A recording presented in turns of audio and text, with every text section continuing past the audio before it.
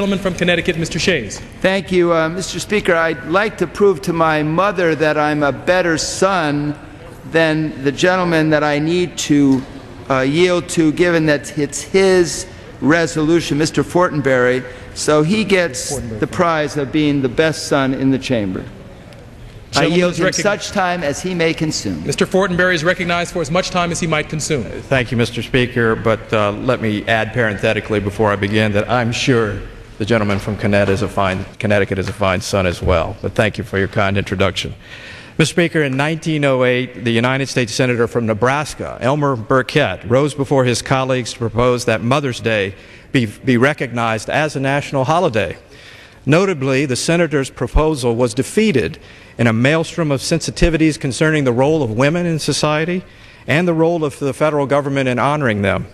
However, despite this setback, most states adopted Mother's Day celebrations 2 years later, and in 1914, due in large part to the undedicating support of a number of persons around the country, including Mrs. Jarvis, that Representative Clay mentioned, Congress passed a resolution declaring the second Sunday in May as Mother's Day. President Woodrow Wilson then issued a proclamation directing the flying of the flag as, quote, a public expression of our love and reverence for the mothers of our country.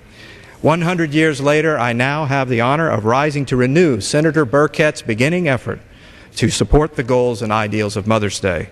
Mothers have been celebrated throughout history in many languages, religions, and cultures, yet the practice remains far from antiquated. Few traditions have withstood the test of time as the social celebration of mothers. From its early Egyptian roots to our modern American holiday, the commemoration of mothers is timeless. We now honor all mothers without debate as to their role in politics or the federal justification in doing so, because they are mothers and thus make an immeasurable contribution to the very core of our society.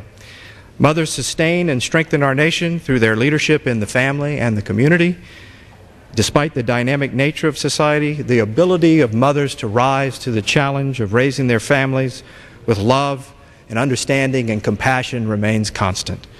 As we commemorate mothers for the integral role they play in shaping the course of our nation's past, present, and future, we also revere and emphasize the importance of the role of the family and the home as the true and ever-present foundation of America. Each day in Congress, we tirelessly debate the challenges and nuances of modernity with limited time for appropriate philosophical reflection.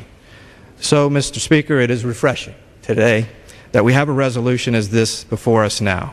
This Sunday, and I and millions of Americans will thank our mothers who have shaped our lives and our country. And Mr. Speaker, I wish your mother and all mothers a happy Mother's Day. And I yield back. The distinguished gentleman from Nebraska, Mr. Fortenberry, yields back the balance of his time. The gentleman from Connecticut, Mr. Shays.